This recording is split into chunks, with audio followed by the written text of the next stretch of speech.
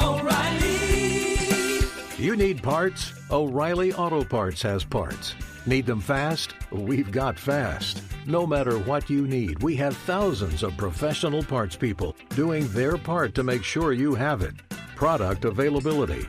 Just one part that makes O'Reilly stand apart. The professional parts people. O'Reilly Auto Parts. For all you elk hunters out there, chasing turkeys is basically the same thing. I know the reaction you just gave me, but don't knock it till you try it, and don't try it without OnX. The Hunt app will not only help you find new areas on public ground, but I use it to find out landowner info to get permission on private ground that I see birds on as well. OnX Hunt has a special offer for you. Use code CAL to receive 20% off your membership at onxmaps.com/hunt and find more birds this spring. Outdoor adventure won't wait for engine problems. Things like hard starts, rough performance, and lost fuel economy are often caused by fuel gum and varnish buildup. Seafoam can help your engine run better and last longer. Simply pour a can in your gas tank. Hunters and anglers rely on Seafoam to keep their engines running the way it should the entire season. Pick up a can of Seafoam today at your local auto parts store or visit seafoamworks.com to learn more. That's seafoamworks.com to learn more.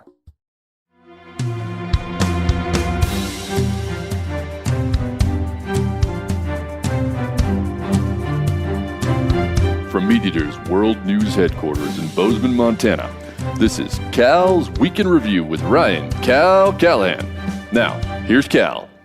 New York State is home to its first free-ranging bison herd since the 1700s. The herd is comprised of 45 calves, 27 cows, and 3 bulls for a total of 75 animals. Thing is, they aren't supposed to be free-ranging. They broke a gate and released themselves from a farm in Sharon Springs, New York. Released themselves on their own recognizance, so to speak. Perhaps they no longer felt their former institution had anything left to offer them. Anyway, the farm is located about 45 miles from Albany, New York. The owner of the bison is working in conjunction with the Department of Environmental Conservation and the state police to get the herd back. Suddenly free of their lifelong confinement, the herd is starting to break up into smaller groups, making them more difficult to locate. Bison were originally killed off from the eastern part of the country as they were a good source of food and hides, and they competed with domestic livestock for feed. Seems little has changed in 300 years. The locals of Otsego County, New York, are concerned about the destruction of hay crops in the area, as well as the intimidating nature of a 2,000-pound bison bull. It appears that New York's roaming bison are soon to be extirpated once again. But if for some reason these bison were to make a couple of lucky moves, they might find their way to some pretty good-sized pieces of state ground, preserves, and wildlife management areas nearby. At the time of this podcast, the bison have been on the lam for over a week. Though their fields have sustained some damage, the folks of Otsego County have had the unique experience of watching bison walk wherever they please for the first time in about 300 years. A good reminder that Buffalo, New York wasn't named for the chicken wings. This week, we're going to talk about catfish, radioactive wildlife, sturgeon, and the BLM. But first, I'm going to tell you about my week. I went back to the beautiful state of Tennessee to join folks from the Tennessee Wildlife Resource Foundation and talk Asian carp and invasive species. Holy cats, did I have an incredible time. So much so that I just can't talk about it all. So first off, I'm going to do some housekeeping, then I'm going to talk about just one of the many Tennessee fishing adventures I went on. So, on to the housekeeping portion.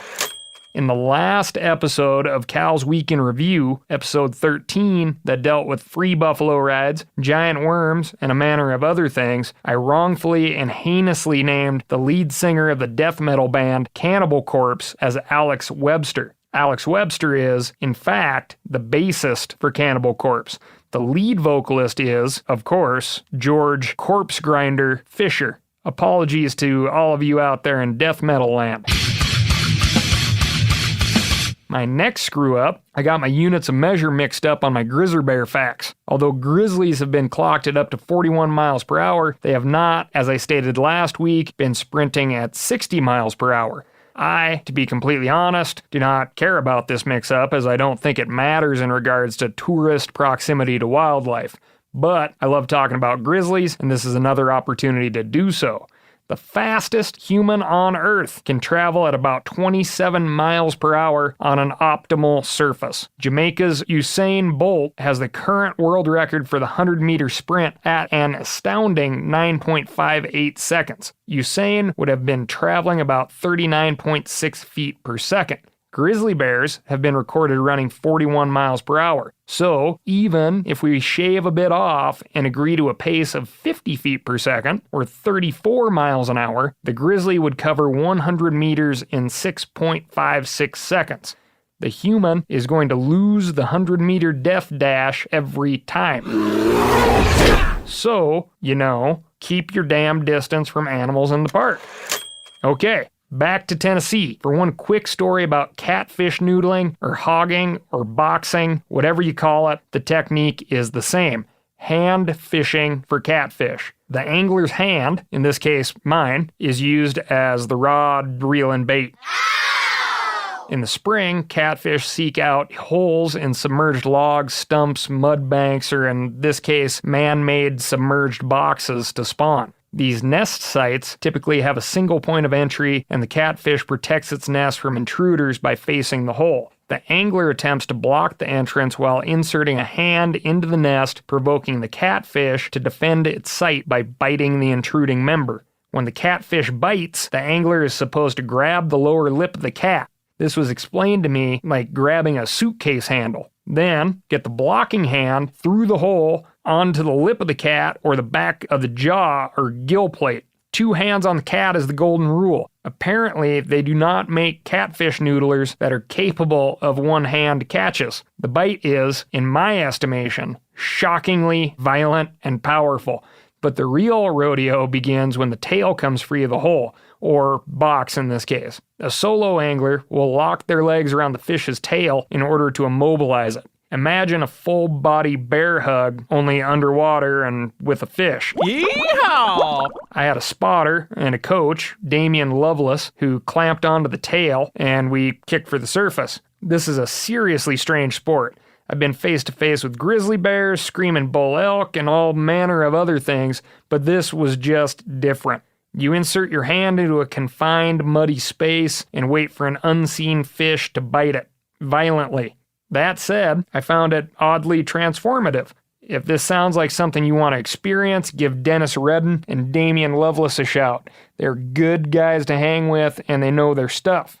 Most catfish grabbing is catch and release.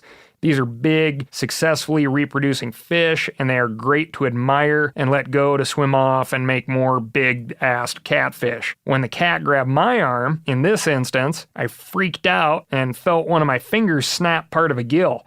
At that point, my head kind of cleared from the adrenaline, and I decided I would not be letting go of this pissed-off fish no matter what. If it was going to die, I was going to be the one eating it, not some snapping turtle.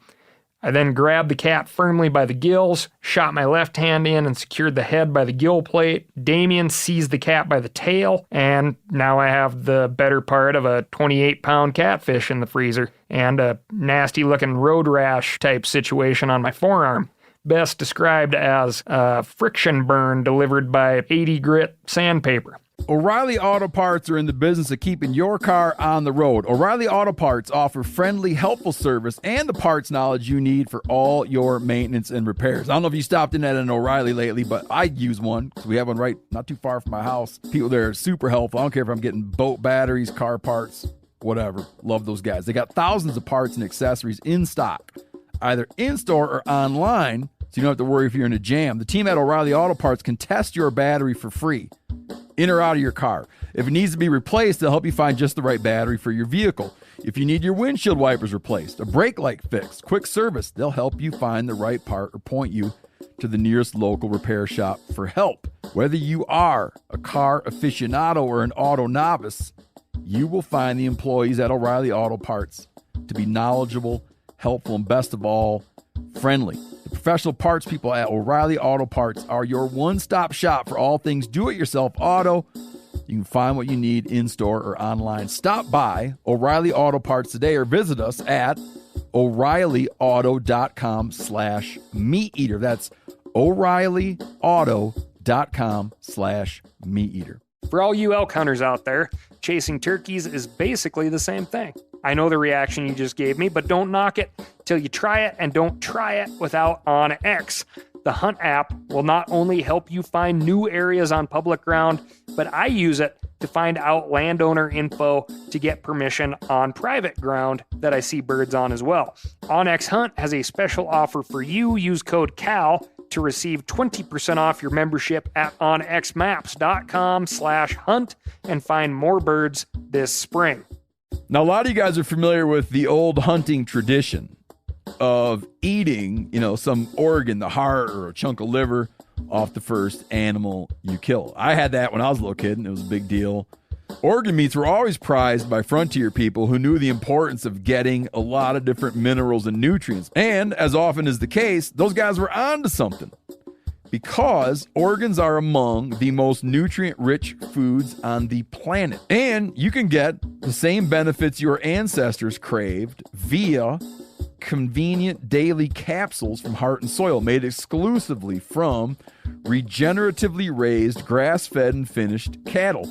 Heart and Soil's unique freeze-drying process means all those important nutrients are trapped in, ensuring you experience every one of the benefits of nature's superfood in a clean, convenient, taste-free capsule. Find out more at heartandsoil.co. And make sure to use code MeatEater for 10% off your purchase. That's heartandsoil.co. Use the code MeatEater.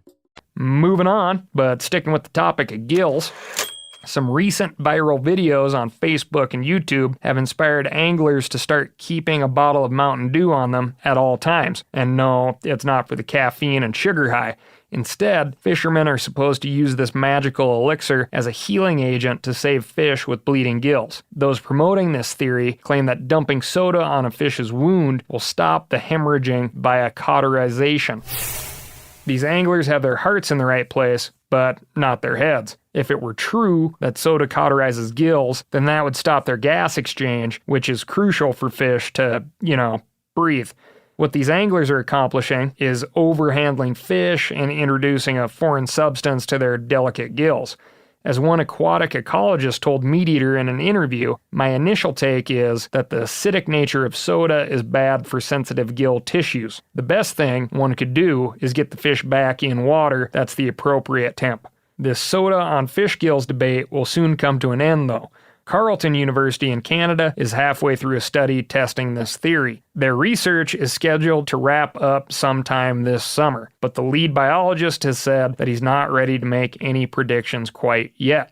Until there's a definitive answer, we'd prefer that you swiftly dispatch a mortally wounded fish and put it in a cooler next to your soda, rather than giving it a Mountain Dew baptism and sending it off into a watery grave. For more on this subject, check out Spencer Newhart's article at themeateater.com titled "Stop Pouring Soda on Fish Gills."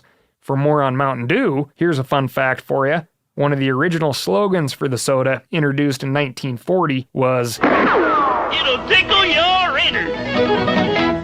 If we do end up finding that soda pop helps fish, they just might bring that one back.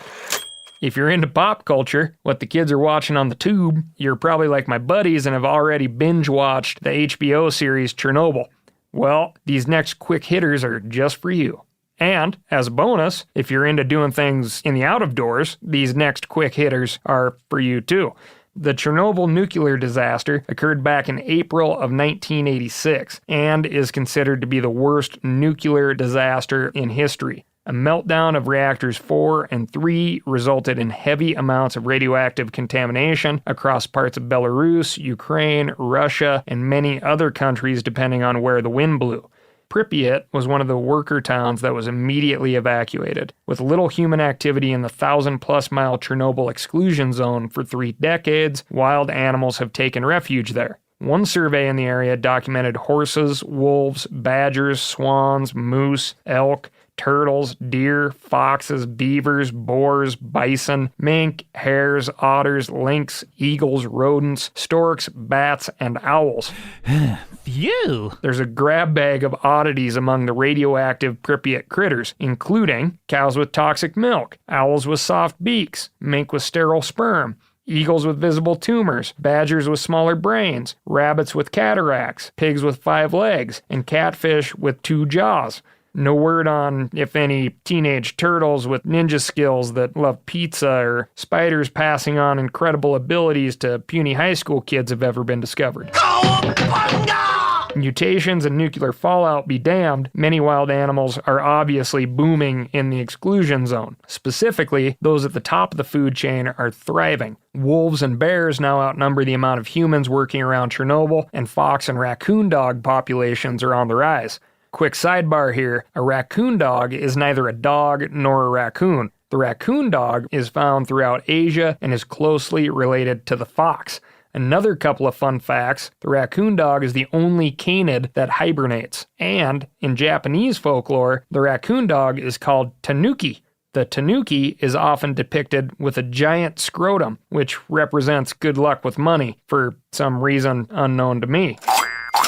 Now that you know that, we can get back to radioactive animals. Scientists have found that an ultra-rare Eurasian lynx has taken shelter in the Chernobyl site.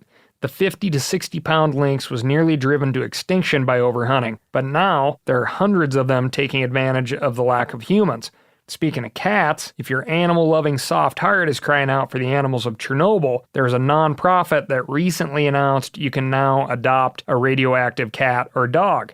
Virtually adopt, that is. By virtually adopting a dog or cat, you're paying for food, vaccinations, and spay and neuter campaigns. For just $100, you'll be considered a hero adopter and awarded with an adoption certificate, a 4x6 framed image of your stray, and 8 Dogs of Chernobyl postcards.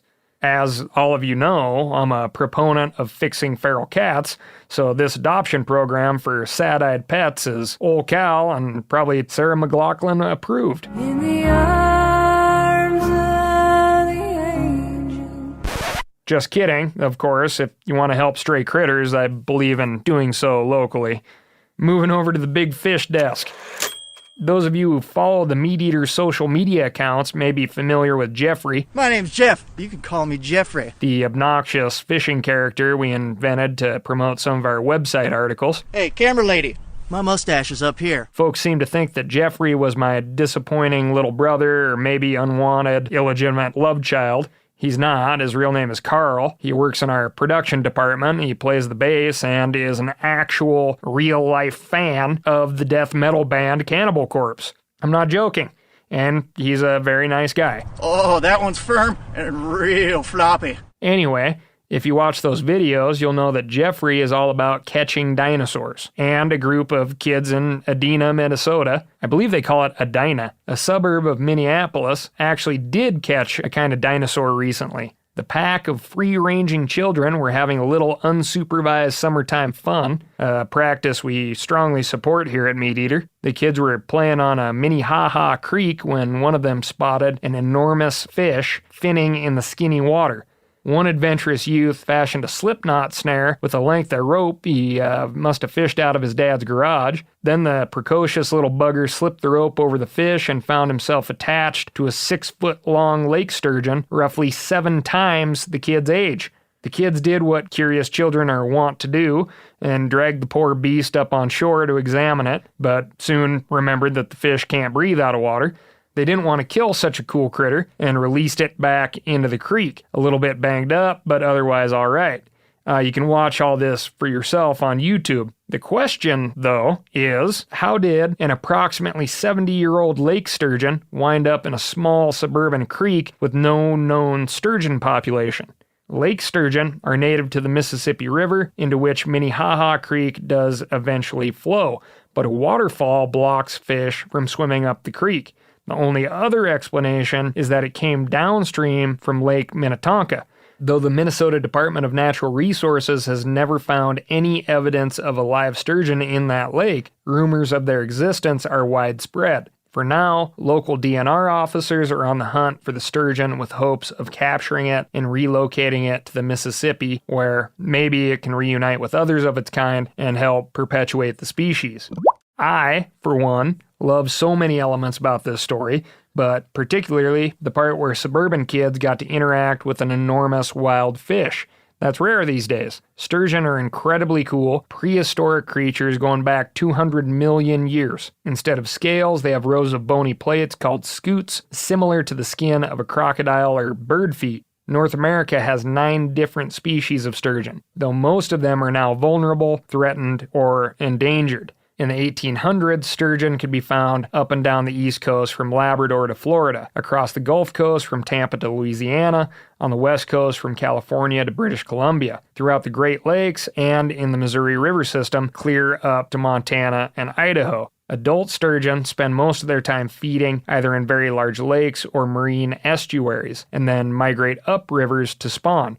Your average sturgeon can grow to somewhere between 7 and 12 feet in length and weigh in at several hundred pounds. But particularly large varieties, like the fabled beluga sturgeon, can grow upwards of 18 feet long and push the scales at over 4,000 pounds. Sturgeon routinely live more than 100 years. Long-lived species like these are particularly vulnerable because they don't reach sexual maturity for quite some time, up to 20 years of age, a detriment for making new sturgeon fast. Sometimes I kind of wish that reproductive age limit were true for people too, but anyway, a lot can happen to a big-ass fish in 20 years before they even get a chance to perpetuate their genetics. In the early 20th century, this thing called caviar became a popular delicacy. Caviar being a fancy word for fish eggs, usually sturgeon eggs. During that time, the U.S. became the primary exporter of caviar to Europe, and enterprising folks all over the country made a good living commercially harvesting every species of sturgeon. That is, of course, until there weren't enough left to viably harvest, at which point the caviar industry here went bust. Sturgeon eggs are still a big deal, though, and the most highly prized eggs from the Caspian Sea sell for more than $10,000 a pound. These days, all our American sturgeon are protected, except for white sturgeon in certain places on the West Coast where the fish are still in pretty good shape. The appearance of one adult lake sturgeon in one Midwestern creek is hardly valid evidence of a species-wide rebound, but these fish have experienced something of a comeback in the past couple decades, and heartwarming stories like this one that happen to go viral can do a great deal to boost people's awareness. It's safe to say that this particular fish made for a unique summer break and created big sturgeon fans out of some kids from Edina, Minnesota. I'm going to leave you with one more quick one before we wrap up, just something or someone rather to keep tabs on. A man named William Perry Pendley has been made the acting head of the Bureau of Land Management, or the BLM. This new BLM head is making folks very nervous, some folks very excited, I suppose. The BLM oversees an incredible 245 million surface acres of public land in the U.S. On these lands, you will find everything from incredible recreational opportunities like hunting, skiing, and whatever else you can think of to have a good time. You will also find folks grazing livestock, generating power, and digging for gold. Sometimes, in some areas, a mix of all these activities are taking place at the same time. Chances are, if you are the get outside and do stuff type of person, you appreciate vast and beautiful, sometimes desolate landscapes, or you eat domestic meats or consume goods in general, you are connected to BLM ground. The reason this fellow William Perry Pendley is making folks nervous is he's been very outspoken about America's public lands, as in he thinks they should be privately held by individuals, like no longer public.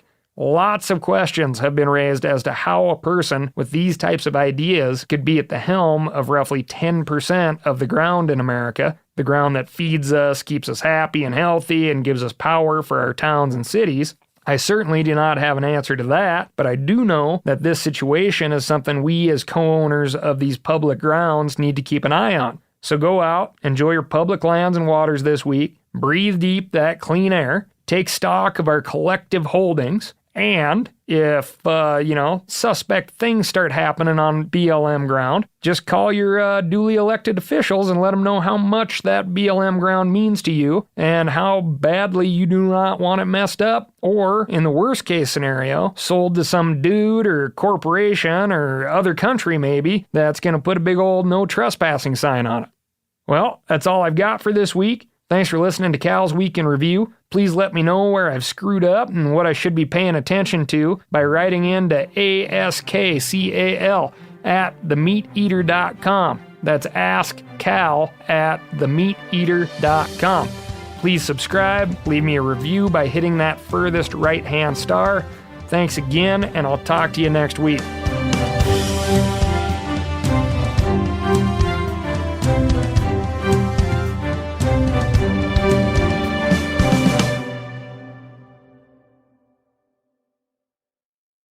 Outdoor adventure won't wait for engine problems. Things like hard starts, rough performance, and lost fuel economy are often caused by fuel gum and varnish buildup. Seafoam can help your engine run better and last longer. Simply pour a can in your gas tank. Hunters and anglers rely on Seafoam to keep their engines running the way it should the entire season. Pick up a can of Seafoam today at your local auto parts store or visit seafoamworks.com to learn more. That's seafoamworks.com to learn more. I'm sure a lot of you guys remember the old ceremonial hunting tradition of eating the heart out of the first animal you kill.